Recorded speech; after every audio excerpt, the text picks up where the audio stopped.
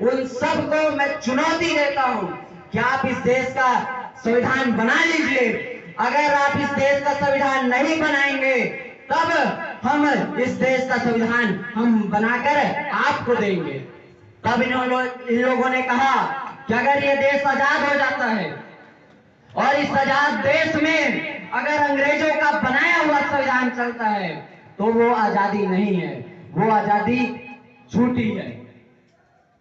और जब ये बात उनके बीच में जब चली, उन्होंने जब सोचा कि अगर जापान की तरह, आप सबको पता होगा कि जापान का संविधान जापान वालों ने नहीं लिखा है, बल्कि जापान का संविधान अमेरिका ने लिखा है। आपको पता होगा जापान का संविधान जापान के लोगों ने नहीं लिखा है, बल्कि जापान का संविधान अमेरिका के लोगों ने लिखा है। और जब अमेरिका ने नागासाकी और हिरोशिमा में जब परमाणु बम ब्लास्ट किया, पूरा जापान तबाह हो गया।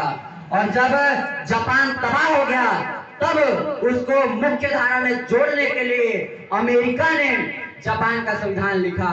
अगर बाबा साहब अम्बेडकर भारत का संविधान नहीं लिखते तब अंग्रेज हमें भारत का संविधान अपने हाथों से लिखकर तैयार करके देते।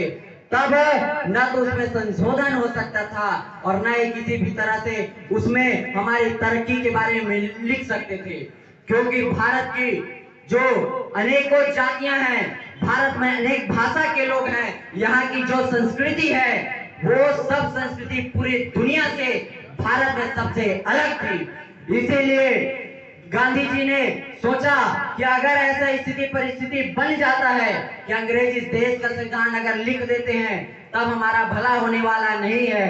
तब इन्होंने दूसरे देशों में संविधान के लिए लिखने के लिए लोगों को ढूंढना शुरू किया।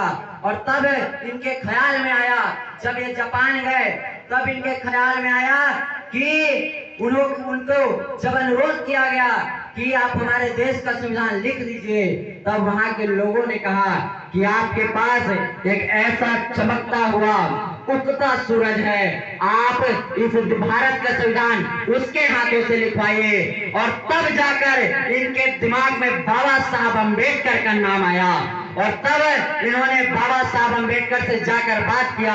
और जब बाबा साहब अम्बेडकर ने, जैसे वकील साहब ने बताया कि बाबा साहब अम्बेडकर ने 24 घंटे में भारत के संविधान का मसौदा तैयार करके पूरे दुनिया को चौंका दिया कि भारत का संविधान किस तरह से होना